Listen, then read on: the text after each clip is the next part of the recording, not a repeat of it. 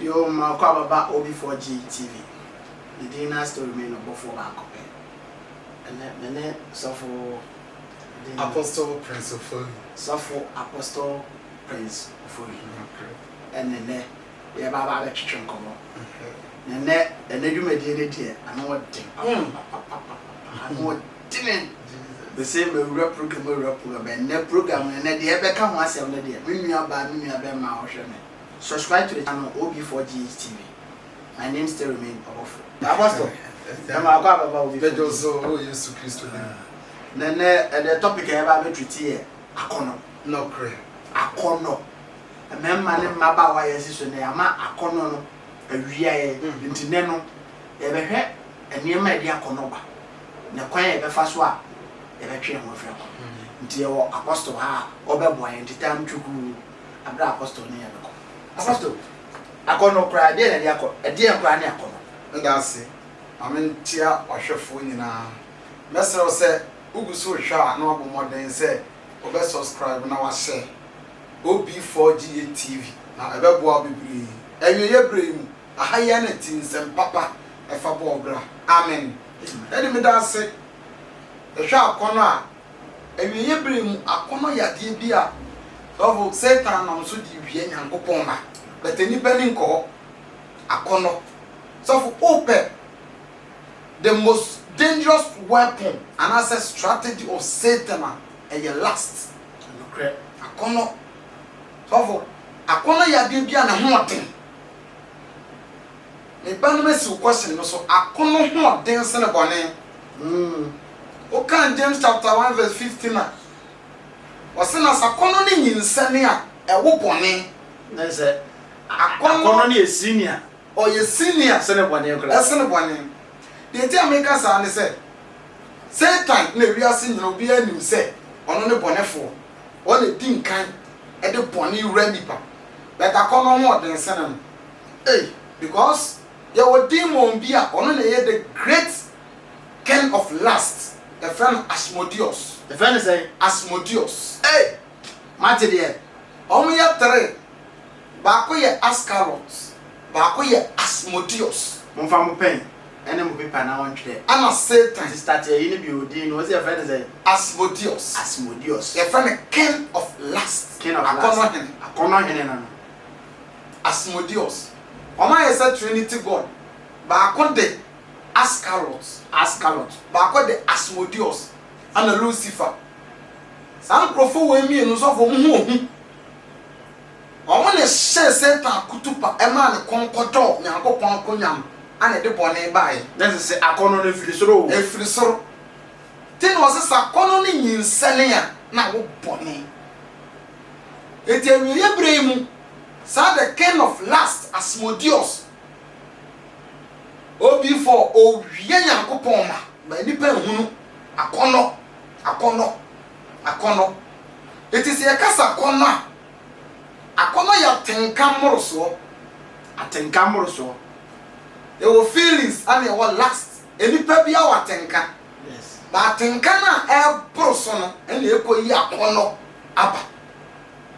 Akono. Tenkam so and it's called Akono. Now you were kono more who do miensa. Yes. 1 John chapter 2, verse 15, 16 and 17. Monchere ne hia. Osemundo we are say and I know me what we are saying. And no me we are seeing na ye eni wakono nti akono edi kan ye the last of the eyes eni wa the tosu 2 or say the ene honam akono last of the flesh honam akono ni paduan mu no the tosu 3 the pride of life normal way na we ye present adi wi nyankopon ma. Nti na no pesa ye hwe ani wakono normal ye di ani hwa e ma the great king of last Asmodeus e betona ye mu normal ani pa di ani hwe etu kan Job chapter 31 verse 1 Job say media pam na me mani apam me sit dem di mani career babawa and e hwe man wan tare ne ntare bi apurukusu mataya kusieta nkwanta ponche abode se ntare bia Satan dia bekutwa so oye bema Job se ni wani nya den enkwapam Asmodeus atontare aguiase etina bema bitimi hia wo ba wo hwe ne hips ne ne tens so fu mobile phone kura na ni mmara no so no ahwe obi aduane agu me hu ba ko bi kura da odi etire se obi apaki ni moto wo kwan ho o hwe oba sa oni moto ni nyina fom gra last of the eyes the dikanya Asmodeus di wie nipa kon na henie mu no na First Peter can say because munkum akono akono bi nkunu ma de wa so for me say akono wie nipa bi mu ama se ne Nyankopon sane a owura solid dem a wanhwe ya ye nua mam ne mema bi wo no ma wonya ba akokora your friend demon bi say Jezebel ken Ahab yere de de ne to no Jezebel nko na timi wura solid fi ono no won ntade a wo se that's why say ne obetumi satare na ne ho nyina agu ho no di gina awurade asole fie konkon ho so onfere etini pa bia wote saa no so won te ase say Asmodeus that demon wa yede awale no yen kai quotation bi say Romans chapter 8 verse number 9 and 10 montwere Paul can say bi wo se obi ni Kristo honhomo a wonya ne dia ntintade na wo hyama ho nyina tumi gu ho atade na wo hye e ma form nyina tumi show no ti ase se ba de ho nti wo na emom Asmodeus wa walo wa de wo ko hell ti ne ma de bebre ho me so da na obi ne ma da me so da na ni ma da that is the cause no ahon wa yi bodi na ma ahon no afam ye woni bi wo no megudwa so na ye de ba ye wontare bebre wo ho no mo a egudwa so on na ye de ba ebra won sabe so mpe awani wa kono de eye ohu ya wo like ya na that demon no aye de waware no possess no so for any wa kono nti be na bi ye masturbating pornography no me gugu o phone so ne ade mobile phone say enka be ehun say aya no ho domfo konfo ye woni pa bebre wa so ko social media eno ma bi egugu so for sa no ma wanyina wo follow Asmodeus obeware enti David ana Job say apam nam de mani apam si den de mani kali ababawa okay, 1 Timothy chapter 2 verse 22 Paul can tell Timothy say me be Timothy dwane mnante brema kono there were so many ladies bi o wa so for mo ba kan hu o mo so dwane hwantade bi ehye no the blessing nyina gu ho ene so for mama ti asole dem hwe no mo ready ni tirimi was ni Jezebel it is a solid down way so ogura mu kotana ho a se de tie biala demon no be wale no bia Asmodeus so for spiritual realm or your black when you be an haunting papa when it me possess Satan a man the concordo yakopon akonya eti ebra santade en wo follow no when you mra wo so no na wankasa wo ye lesbian because we be brabo what the ken ahun bebre na eba because they say in social media especially WhatsApp we be hu kwabra na we twa naked picture no da koto so ahem pom panyufo a o ma didi mu anka wo se ye hu manka ye tucha ma wo be hu ohene panyimu ayi ni be ma na akra ketekete de no na wa de na dege nyina chi so it is anu ma no wo ye be ma na wo tie nya bo modin so betimi addressi we ye kokobon kransam wo awurade se me mfama ntitie bia beboa we ye oba hwo dress yi because Zephaniah chapter 1 verse 8 was awurade kuma for the adam na twe wona wo sana na fo ntade ye wo gentle dressings o Kristo ni ti asole dem satale no hugo obi so ti wi asete sport ono so satale no hugo ye hunu Yankopɔn ma ane ye hunu bonsama ye nyina tu afra ɔse Awurade kuma fɔde dam na twe wɔn a wɔhyɛ na fɔntade aso akɔma hu modem sakɔma tumi wuraw wani mra ɔno so oh mini wo bia wɔne ne banga sada Jesus Christ mini bema papa wo tifie ɔno wɔno ankasa na say me hu ba ko I think we join you or one of the yes I mean also one the banada over bed 10 years yes nti akra ne ntimi ne bema foforo bia lady ba ko ni mi din komo o se school fees ndi ne papa ene na twempana 4 years school fees ndi we nyina akɔnɔ noma bi a di ani hwɛ television noma bi a yɛ hwɛ pornography o phone so noma bi a wɔ hɔ eti ama watenka na boro so na the great king of last Asmodeus no abaware obi atunya yɛ masturbating almost less than 19 years yes untumi nyai the assess sa demon no owia ya wontare bibire wo no ma egudwa so anka wotru wo no ma wo se wo pe ha bia komini aba wo se nka akate wani no atwam na wokɔ wodi onsa ko so mu ana sa demon no waware etu nka me ya se entare ni bi wo ha ene wo yo ba na akoto atade de siw na so twa ya ye fro fikesi maba yes akena ne no obi kwasa atade ne sin okɔ school kura no kwasa ye pam ntare ne wa ugo hu no atwitwa so adwena se tade atoto ni patiri mu no enipa me ni nkɔ sa de we so akɔnɔ ɛya tenka na wo anasa wo akɔnɔ bɔne ade wo sa wo tena ho na abisa ho ansa wo pese wo ja masturbate untumi wo kunu wo twempana atare bi akoto yentia onse be me bi ani eye negative yes ana oba body positive eye positive be me bi ana mo ono ne negative na bie untumi nkata wani mfanante yes that's why I said Paul say oba nsatade eye den ese na nkata in a positive no so eti Jeremiah say katansa no huminim na ho ade Awurade pese wo ye oba wo dress ye nyina no be ma bia negative abie ansa negative ne positive sofo enhia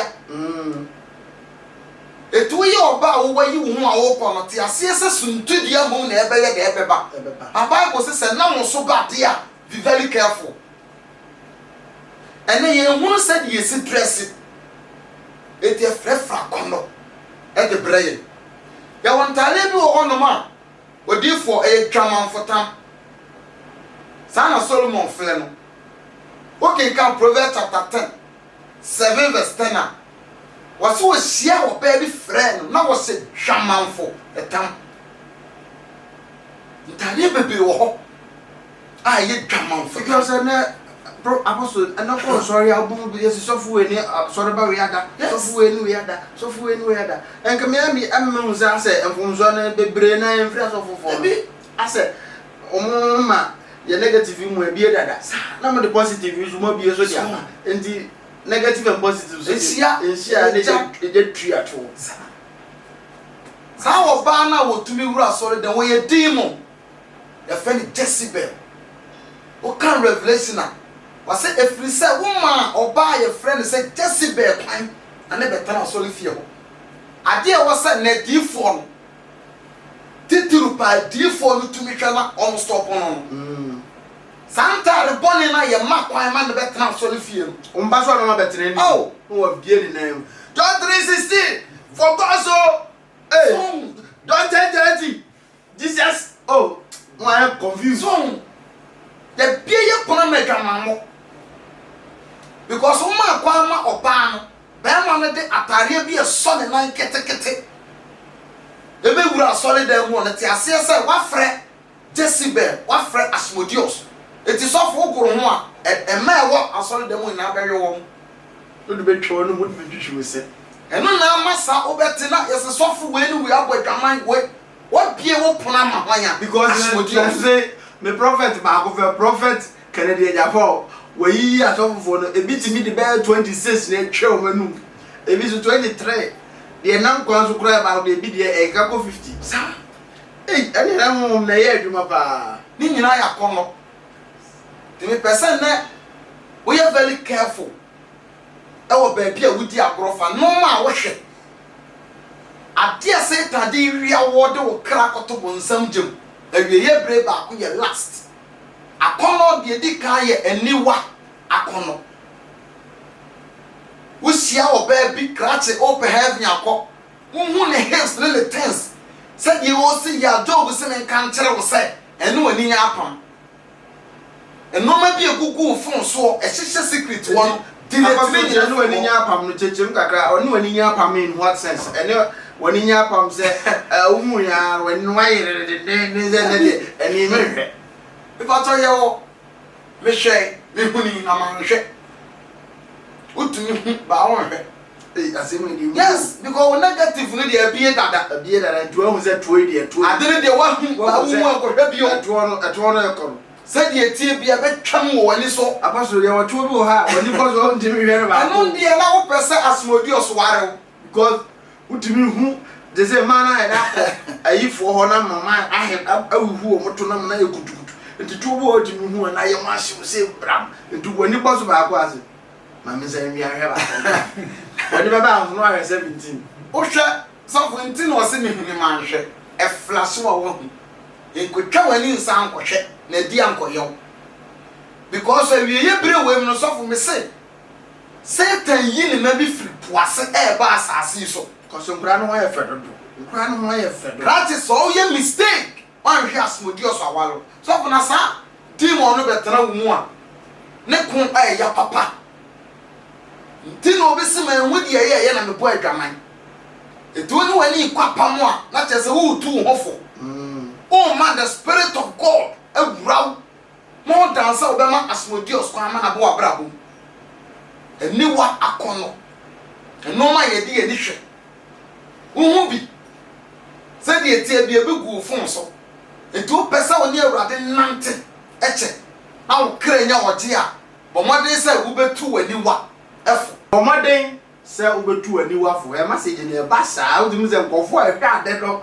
enti meti wanya nzo kan me no kamaten na message ne ba saa enti je say sofo ekwan ba ne e befa so a ye betimi ahye ho so because say man ho efe dodo eto na ya akese e na je say ensori no so adoso nti e de ne enye na yetimi ntwe mu mfiri akono bedase yawo enoma bi wo hono ma sofo de di kan avoid pornography Minya bi a me call me on the hard drive 2 terabytes 2000 gig sir porno 1 terabyte I don't know say be the whole world porno ni nyina wa copy of the machine so me sra o delete so afutu ba kwa me dem ma o hwa ba bre ho sa delete gu so I was so bomodern say obetwe wo film ade bi wo ho ayemfa ni ago because platform yi WhatsApp o mu sene porno ni nyama de bi mo group bi obe no ma sene obi a wakwachi obi wona ne de owuram obe hu wi akwachi obi wona ne nams okay Psalm 101 verse 3 wasi mi nua e ma huhudie bi ama wabrabo avoid pornography obetima na tenka mporo so menenya kono pon no ne aboa yes yes o pese ase bedi nkan ka se ipe biala atenka pon ne ya kono woni mu no asmodi oso awale na heaven on ka ho Cause was so for you or more here, but on sour spare wife. I'm already trouble. Yes. In the public break, I saw them one, Miss a common bunny in their neck. So was so a boom cuckoo do. Masters, all them in winning. One cast our bow, we are lesbian. A common broso can one to do quiet. One more a son, like some woman will live on name, sir. Chrono. Munya access to me. Yes. I don't know. Asmodi osawale won. Eti voice a wotie nyina ye se wan kasa no hona. Ansa edi unyache. E wo so timi penya nkopon ni pa bi a Awurade nsa wo no so no break ma. Because demon no hoten. Bedin kan ka so se sakono ne nyinsane a na ebe wo bone. Sakono ti mu a me nua ba. Aje so hie Awurade nipa. O person twe ho firi ho a avoid pornography. Ya wonyon bi wo hono mu a o kan Ecclesiastes chapter 7 verse 5.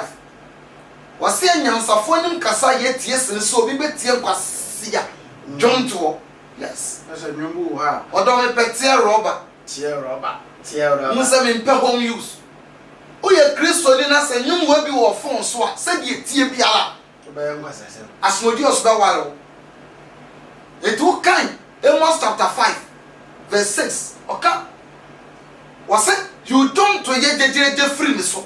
I'm saying ko bo mi ntia. Sa ofom me kura, ofa mati kura. Se wo Me de be chewa mo akọ na je se wo tie nyu wo na jo yere se wonko yu bibla o re ba kura o de be che no me se osenyansafo anim kasa ye tie sin so obi betie nkwase a enu bi o wa da fon so a o se avoid it.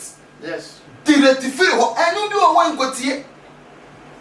nkotie sa no enu bebre wa twetwe dwamammo eba odo fon me kura me de be chewa amako etu oni oye misses ate wo woni nse we trafa ne kunu ho masmodi oswale na oba ne kunu be ye de enyu we mfantana ho de mo pe heavy akwa enye ya wonyum bebre wo ho no ma me sei udi akira wo kra be yera pesa me ka me kore kira wo one corner o be te dwe na nkura yi asofo timi po nyum we nyina wa sole dem oh when the omo ba ku be say obi tin de me ba bi tin de se de me ba bi tin na bi tin wi a wonu se sam na de do ko o bi for GHT na le bi say apostle ya na refugee apostle Prince Ofoli. yes and apostle Prince Ofoli na wo yeah twetwe komo and then last akona many people be the prison akona many people be akona many people be ya ipopo musia ma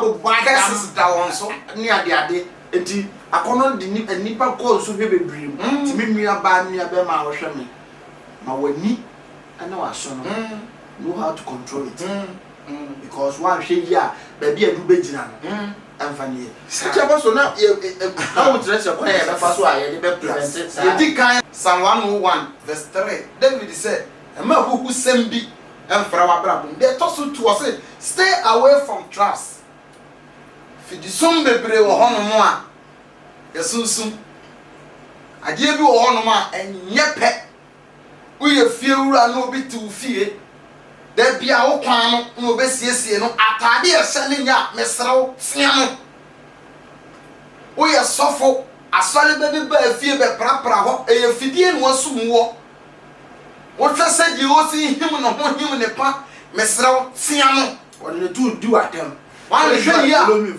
follow me one day you try one man na the TV so ye wo man wa bebre wo ho no mo a sofo wo area ho no mo tie o ma start from adwamama dokro ni say tokom na sofo enye nkura wo bo nkura ware o wone minim se man na mi hu dia o pese o de ahofa ne kwakire ebi ana be ma no kura mpenta de oba ne hye so oba na ye na dwen se oba hye tade ne pempi mana de ja ne ba ne bibia minim ni pakura na o de kwakire yes so eti ade we se no hu oba warefo atade e hye no wotena se dwene ho a wo na de nyina da wo se sabi ntoma egu na sisi a omo nsa anse dress akono pone eti ene ma wo fi o musia ne ma wo fi o musia eti ono so pia bontena wo koye ko ma me nanga sa wote aware asen asmodi osaye den aware no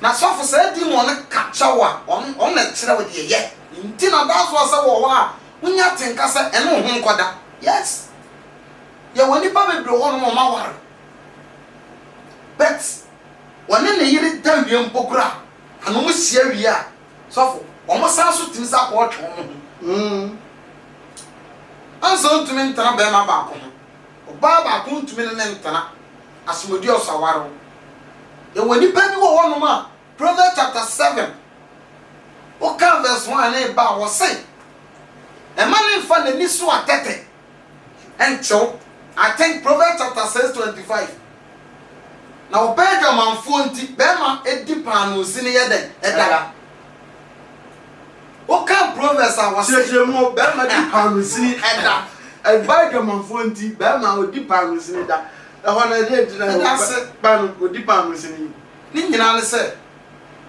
obetumi akwa akoto fried rice yes atọ pizza kokonnam na kese na odi amu oba ya wa de be ya osa owesika ono ba fia obedi dokono ba to ne makoyira o bo bio okodokunu ra no no aka kire ne se mama me to dokono mako no ya ase ani nyina ne se opesa mako ne hyehe no se be ya oni di kase oni kapre nto be da manfo nti be ma wadi panu si na yeden ada de manu de tuofo enye hyehe bia na esika kokko ebi di obi ka akwa achi mba flex ebi ba oni tro ne last hour asige ya me kwako hye ma me mpe 1 million am fanko yinsuo owi a obetre fie na abeta freta na na abesere mba jo ne asichi efi na ko tifie na se ohun be ma bia na oba bi opemema na opema oba no so opesi chire mu ano ka je so ngoto bi nsini de nti e wono ma bebre ho no ma e fidie na Satan osum besra opesa woni asmodios ntam tete a jai ibi te se materialism yes nan fam no ma ye hyehyɛ dadi ukodwa so a ye wontale bebre ho no mo a Satan na ma nipa bi ma dono mo ma pempam bi asensen ho eti ebra obekọ akọfa se kim mini a Satan dia bedi ho eti mi hu atade bi mbusa mo se atade we kwa be so mo fe sa o ma ye ne se ntakra na ye huru na mjena wo jam atade ni pe wo hye ne no ato atwere na se o hye no akosi ebi si esi timbusa na wo beto ana obe ne de ya dane no ma ya dane sai so enti opese Ewurade ho betena wo bedi hina enu aba siesie wo hu yi because Satan nam ni nyina no wo hwehwe de the king of last ni tinimu watimi afa na bedi na hinyi enti wo se Satan call Jesus Christo Luke chapter 4 verse 8 down o se no sa okoto sole me a me di wiase we mu enimu no ma nyina be de be ma eti Satan oko Yesu wanya hwe wo se hwe wiase sidifo no na abese na wo kon wanya hwe efise ne hwe nya dan enimi ho mini aba ma wuti be bia na Satan bi wo ho fama no enya sa asmodios wo do be ka ho na ho wogya no ebi wo mobile phone wia what work on your attention or the bedroom ne ba na busua na yi se ne mobile phone sei ne a se e ka ne se won fa no kran koma be ma no nto mobile phone ma no problem be busa ho se ne Infinix wo se Samsung wo se den ene Samsung yes Note 6 Note 7 Note 8 Galaxy what your S20 na S30 na so enti sa no mani nyina so for emwa woni Satan be nyapam hwe wani yi eno ma wodi wani hwe you very careful phone no dia ba ade papa hyem ana boni nsu hyem ba hwe papa no na ye den efa